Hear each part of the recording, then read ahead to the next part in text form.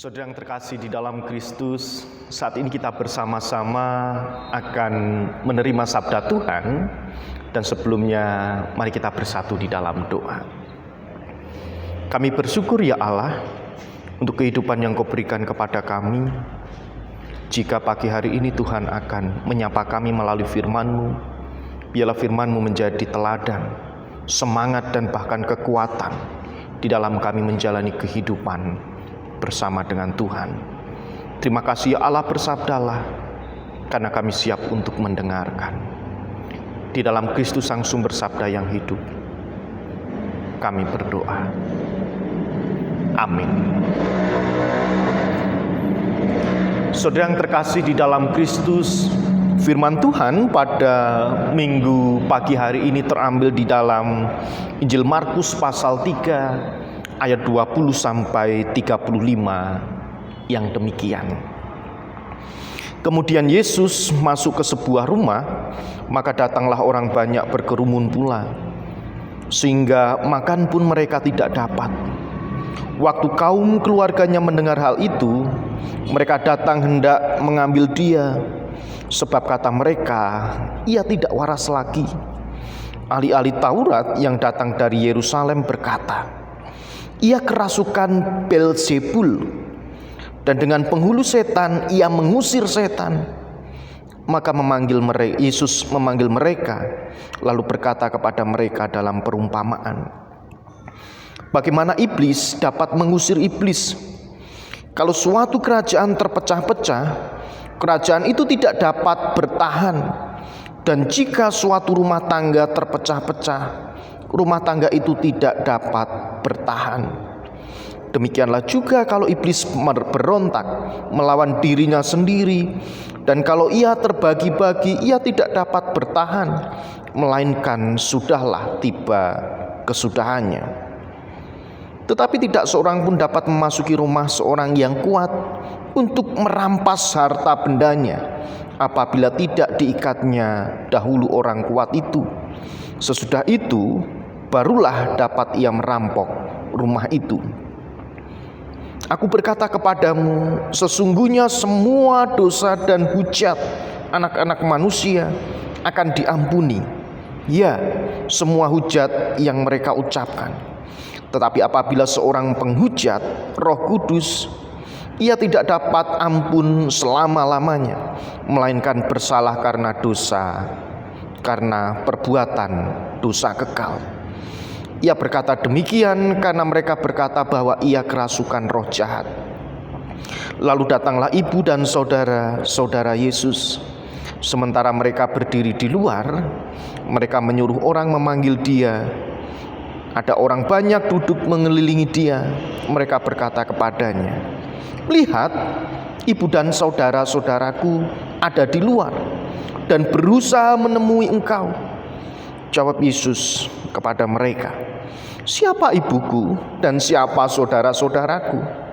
Ia melihat kepada orang-orang yang duduk di sekelilingnya itu dan berkata, ini ibuku dan saudara-saudaraku. Barang siapa melakukan kehendak Allah, dialah saudaraku laki-laki, dialah saudaraku perempuan, dialah ibuku. Demikianlah sabda Tuhan. Yang berbahagia kita semua yang selalu merindukan sabda Tuhan serta melakukannya di dalam kehidupan kita sehari-hari. Haleluya. Ibu, bapak, dan saudara yang terkasih di dalam Kristus, menjadi salah satu saudara orang yang terkenal itu sangat menyenangkan. Dan bahkan menjadi salah satu saudara orang yang sudah bisa menunjukkan kehidupannya yang berhasil, maka kita pun akan bersukacita dan kita akan selalu menganggap bahwa orang itu adalah saudara. Dan bahkan ketika saudara atau orang itu belum terkenal, kita jarang untuk menganggap dia saudara dan bahkan tidak tahu dan tidak mengenal. Tetapi ketika ada seseorang yang sudah terkenal, akhirnya ada sifat-sifat yang muncul di dalam diri manusia yang akhirnya menganggap bahwa yang terkenal itu adalah saudara. Dan itu adalah sebuah kebanggaan. menunjukkan bahwa segala sesuatu yang terjadi di dalam kehidupan ini, keberhasilan akan mendongkrak kehidupan manusia, keberhasilan akan mengangkat derajat manusia, dan keberhasilan akan membuat manusia bisa memamerkan segala sesuatu yang sudah dilakukan. Saudara yang terkasih di dalam Kristus, demikian juga kalau menjadi saudara Tuhan Yesus yang pada waktu itu sudah terkenal. Terbukti ketika Tuhan Yesus mencapai puncak ketenarannya, mampu melakukan banyak mujizat, mampu menyembuhkan orang yang sakit, dan bahkan Tuhan Yesus mampu mengusir setan yang ada di dalam diri manusia. Maka tidak heran banyak orang berkerumun, berkumpul untuk terus mengikut Yesus, untuk terus melihat karya-karya Tuhan Yesus selanjutnya. Dan mereka menjadi senang bahwa mereka merasa menjadi bagian dari keluarga Tuhan Yesus yang mampu menunjukkan ketenarannya. Nah, saudara yang terkasih di dalam Kristus, setelah Tuhan Yesus melakukan banyak mujizat, menyembuhkan orang sakit, mengusir setan, dan bahkan puncaknya ketika Tuhan Yesus memanggil ke-12 murid, ia lalu masuk ke dalam sebuah rumah dan di situ sudah banyak orang yang mengerumuni dia. Dan bahkan Tuhan Yesus ingin makan pun tidak bisa. Tidak ada waktu karena banyaknya orang yang datang berdesak-desakan. Dan bahkan Tuhan Yesus dituduh oleh orang bahwa Tuhan Yesus itu sudah tidak waras lagi. Dan bahkan yang menuduh itu adalah yang menganggap bahwa dirinya adalah saudara Tuhan Yesus. Dalam bacaan ini, kata tidak waras ditulis dengan kata asli, yaitu eksete. Lebih berarti pada keheranan yang bernuansa negatif. Jadi bukan waras yang diasumsikan orang bahwa ada gangguan jiwa atau orang tersebut sedang gila. Jadi lebih pada maksud heran, tetapi herannya itu bernuansa negatif. Injil Markus mencatat tidak hanya bagian dari keluarga Tuhan Yesus yang sudah menganggap Tuhan Yesus itu tidak waras, tetapi Markus mencatat ada para ahli Taurat atau ahli dalam hukum Yahudi datang dari Yerusalem ke Galilea untuk menilai pekerjaan yang dilakukan Tuhan Yesus yang ada di sana. Seperti apa yang mereka dengar, terutama pelayanan dalam mengusir setan. Namun ahli Taurat membuat kesimpulan yang begitu aneh. Mereka mengatakan begini, ia kerasukan Belzebul, dan dengan penghulu setan ia mengusir setan. Belzebul itu adalah nama dewa orang Kanaan yang digunakan orang-orang Yahudi untuk merujuk kepada setan-setan. Inilah tuduhan yang dilakukan oleh ahli-ahli Taurat atau ahli di dalam hukum Yahudi yang diterapkan kepada Tuhan Yesus, menganggap bahwa Yesus mengusir setan di dalam kuasa Belzebul. Dan akhirnya ketika Yesus mengetahui hal itu, ia mengungkapkan kemustahilan anggapan mereka bahwa kuasa setan dapat diusir dengan pertolongan setan. Itu adalah sebuah kemustahilan. Selanjutnya Tuhan Yesus mengatakan bahwa orang yang menyimpulkan hal itu sebagai penghujat Roh Kudus, bahwa karya dan kuasa Roh Kudus yang dihujat oleh ahli-ahli Taurat, bahwa apa yang dilakukan Yesus itu berasal dari Belzebul atau setan, maka yang menghujat akan kuasa Roh Kudus itu sudah menghujat Roh Kudus. Nah, ibu bapak dan saudara yang terkasih di dalam Kristus, ternyata apa yang dilakukan Tuhan Yesus, yaitu menjadi pribadi yang berbeda dalam cara hidup, dengan kebanyakan orang itu ternyata berat untuk dijalani. Ada banyak tantangan dan hambatan. Ketika Tuhan Yesus berada di dalam sebuah rumah, maka orang banyak berkumpul untuk memperhatikannya. Rupanya Tuhan Yesus mengatakan sesuatu yang tidak dapat diterima oleh orang pada waktu itu. Yesus sering mengatakan hal-hal yang kontroversial. Walaupun apa yang dikatakan Tuhan Yesus itu mengandung kebenaran. Hal ini terjadi karena tidak semua orang itu mau menerima bahwa Tuhan Yesus itu adalah anak Allah. Nah, saudara yang terkasih di dalam Kristus, bacaan kita pada pagi hari ini mau mengajak kepada kita bahwa barang siapa yang percaya dan bertindak sesuai dengan kehendak Allah, mereka akan dianggap saudara Allah. Apakah kita ingin menjadi saudara Allah? Kita yang percaya dan bertindak dalam setiap hidup serta melakukan apa yang Allah kehendaki, maka kita akan disebut sebagai saudara Allah. Walaupun apa yang kita lakukan, walaupun apa yang kita pikirkan dan kita ucapkan mungkin berbeda dengan banyak orang, namun kalau itu adalah sebuah kebenaran, maka kita ini termasuk anak-anak Allah atau saudara Allah. Allah ingin kita menjadi pribadi, yaitu Allah ingin menjadikan kita ini sebagai saudara laki-laki dan saudara perempuan, atau bahkan ibu dari Tuhan Yesus. Jika kita tetap setia di dalam iman dan mengerjakan semua kehendak Tuhan di dalam kehidupan kita.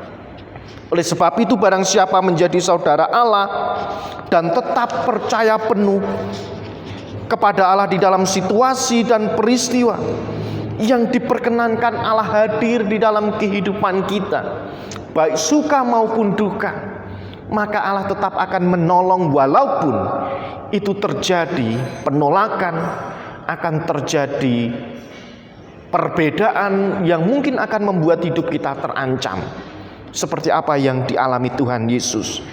Tetapi jika itu kita lakukan dengan kebenaran, maka Tuhan akan menganggap kita ini sebagai saudaranya.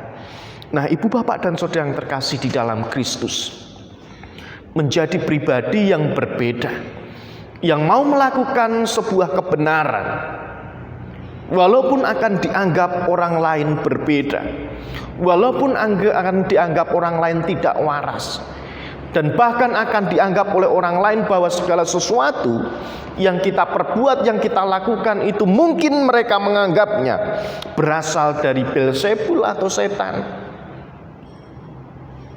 Apa yang kita lakukan itu adalah sebuah kemestian agar kita ini menjadi pribadi yang disebut sebagai saudara Tuhan. Walaupun akan ada tantangan, tetapi kita diingatkan untuk tetap percaya penuh kepada Allah, walaupun di tengah situasi yang mungkin tidak menguntungkan. Situasi yang dialami Tuhan Yesus itu tidak menguntungkan, karena saudaranya sendiri pun menganggap bahwa Tuhan Yesus tidak waras. Dan bahkan diperjelas lagi oleh ahli Taurat bahwa kuasa yang dimiliki Tuhan Yesus itu berasal dari Beelzebul. Berat apa yang dialami Tuhan Yesus, tetapi Tuhan Yesus tetap setia. Tuhan Yesus tetap percaya bahwa apa yang dilakukan, mujizat, melakukan banyak mujizat, memberikan kesembuhan, dan bahkan mengusir setan, itu adalah sebuah tindakan yang harus dilakukan agar nama Tuhan dipermuliakan. Walaupun harus terhimpit, terancam, tetapi Tuhan Yesus mengingatkan untuk kita tetap percaya penuh bahwa segala sesuatu yang terjadi itu adalah di dalam kendali Tuhan dan untuk kemuliaan nama Tuhan. Oleh sebab itu bagaimana caranya untuk kita tetap percaya penuh walaupun kita dianggap oleh orang lain itu berbeda? Bagaimana caranya agar kita tetap percaya penuh kepada Tuhan walaupun kita dianggap mungkin kita gila, mungkin kita aneh, mungkin kita ini tidak semestinya berada dan tidak semestinya melakukan apa yang harus dilakukan. Tetapi bagaimana caranya untuk kita tetap percaya penuh kepada Allah? Yang pertama, kita tidak tawar hati. Tidak tawar hati dengan segala sesuatu yang Tuhan izinkan terjadi atas kehidupan kita, sekalipun penderitaan dan kelemahan itu menimpa hidup kita. Tawar hati itu adalah ungkapan dalam bahasa Indonesia yang menunjukkan suatu keadaan yang tidak bersemangat, yang tidak ada kemauan lagi, hilang keberanian, kecewa, putus harapan. Kalau kita mau percaya kepada Allah, maka kita tidak boleh tawar hati, tidak boleh ragu-ragu, tidak boleh kehilangan kemauan untuk tetap percaya dan berusaha. Kalau kita tetap percaya kepada Allah, kita tidak boleh kehilangan keberanian, tidak boleh kehilangan harapan di dalam kehidupan kita.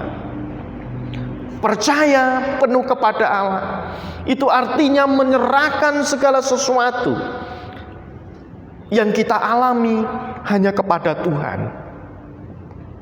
Oleh sebab itu, ibu, bapak, dan saudara yang terkasih di dalam Kristus, menjadi yang berbeda dari kebanyakan orang ketika kita menjadi pengikut Tuhan. Mungkin itu berat. Bagaimana mungkin kita tidak tawar hati ketika sakit yang kita derita itu tidak kunjung sembuh? Bagaimana kita tidak tawar hati ketika kita mengharapkan sebuah pekerjaan tapi tidak kunjung mendapatkan? Bagaimana kita tidak tawar hati ketika kita menantikan pasangan hidup, menantikan momongan, dan menantikan harapan dan cita-cita yang kita impikan ternyata belum terwujud? Sebagai manusia, kita akan mengalami yang namanya tawar hati, ragu. Kita akan kehilangan pengharapan, kita akan kehilangan semangat, kita akan kecewa, dan bahkan kita akan merasa putus asa. Sebagai manusia, kita pasti akan tawar hati ketika mengalami peristiwa yang demikian. Tetapi firman Tuhan yang kita terima pada pagi hari ini mengingatkan di dalam kehidupan kita, kita harus berbeda walaupun keadaan ini tidak sesuai dengan yang kita harapkan. Artinya kita berbeda, tetap percaya penuh kepada Tuhan walaupun harapan, cita-cita, impian itu tidak terwujud dalam waktu yang dekat, dalam waktu yang sudah kita rencanakan. Mungkin sakit penyakit yang kita alami tidak kunjung sembuh, tetapi jangan tawar hati, karena kita wajib berbeda asalkan itu di dalam Tuhan. Mungkin orang menganggap, wah, kok masih seperti ini, tidak ada perubahan. Jangan tawar hati, karena Tuhan Yesus pun berbeda dengan orang pada waktu itu. Begitupun juga di dalam kehidupan kita, kita juga harus berbeda dengan menunjukkan iman kita, dengan menunjukkan kesungguhan dan kesetiaan kita, agar kita bisa disebut anak-anak Allah atau saudara Allah. Dan yang kedua, bisa merasakan pertolongan Allah di dalam setiap langkah hidup kita. Artinya kita bisa merasakan campur tangan Allah, dapat menjadikan kita ini bisa bersyukur di dalam setiap keadaan, situasi yang kita alami. Manusia harus bisa merasakan campur tangan Allah di dalam kehidupannya. Kalau manusia sudah tidak bisa merasakan campur tangan Allah di dalam kehidupannya, maka segala sesuatu yang terjadi, kita akan selalu menyalahkan Tuhan dan bahkan kita akan menghujat Tuhan. Seringkali masalah yang kita hadapi, sedikit peristiwa-peristiwa yang tidak menyenangkan itu dialami, maka kita tidak sungkan-sungkan untuk mengatakan bahwa Allah itu tidak memperhatikan. Itulah yang sering dialami oleh manusia. Tetapi pagi hari ini kita diingatkan, sama seperti apa yang dialami oleh orang-orang yang pada waktu itu sudah mengalami mujizat, mendapatkan kesembuhan, diusir dari segala keterpurukan, rasa sakit, dan bahkan ketika Tuhan Yesus mengalami sebuah penolakan karena berbeda dengan yang lain, Tuhan Yesus juga merasakan bahwa ada campur tangan kuasa dari Sang Bapa untuk tetap meneguhkan dan memberikan kekuatan agar tetap setia dan taat melakukan tugas dan panggilan. Begitupun juga di dalam kehidupan kita. Manusia yang mampu merasakan campur tangan Allah, apapun yang terjadi, sakit penyakit, pekerjaan yang belum bisa dicapai, dan mungkin harapan-harapan yang lain yang mungkin belum terwujud, maka manusia tersebut masih bisa bersyukur. Karena dengan bersyukur, manusia bisa menerima keadaan, situasi yang mungkin pada waktu itu tidak menyenangkan. Oleh sebab itu, ibu bapak dan saudara yang terkasih di dalam Kristus, Allah ingin agar umatnya tetap percaya kepadanya dan bertindak sesuai dengan kehendak Allah di dalam setiap tingkah lakunya. Kerinduan Allah akan kesetiaan dan tindakan umatnya yang sesuai dengan kehendak tersebut, Allah akan mengangkatnya sebagai saudaranya. Begitu luar biasa. Betapa bahagianya kita umat milik Allah yang diangkat sebagai saudara, sehingga ada kedekatan dan relasi khusus seperti saudara. Tawaran sebagai saudara yang ditawarkan Allah ini diberikan kepada kita, dan siapakah yang akan menyambut tawaran itu? Saat ini Allah menawarkan di dalam kehidupan kita untuk tetap beriman, di dalam kesetiaan untuk melakukan kehendak. Tetapi terkadang kecenderungan dari kita itu melawan keinginan Allah. Banyak tawaran yang diberikan, dan seringkali pilihan kita tidak pada apa yang dikehendaki Allah di dalam kehidupan ini, yang mampu membuat kita ini mudah jatuh. Bahkan saat keadaan yang tidak sesuai dengan harapan, kita mudah untuk meninggalkan Tuhan dan beriman atau percaya kepada yang lain. Oleh sebab itu, ibu bapak dan saudara yang terkasih di dalam Kristus, kita diingatkan untuk tetap percaya penuh kepada Allah. Walaupun kita ini berbeda dari situasi, dari anggapan, perspektif, tidak masalah kita berbeda, asalkan itu adalah sebuah kebenaran yang akan menolong kita untuk tidak tawar hati, dan akan mengingatkan untuk kita tetap merasakan kuasa Allah dan campur tangan Allah untuk menjalani kehidupan ini. Oleh sebab itu, tetaplah percaya penuh kepada Allah, tetap semangat. Roh Kudus pasti akan menolong kita. Tuhan memberkati kita. Amin.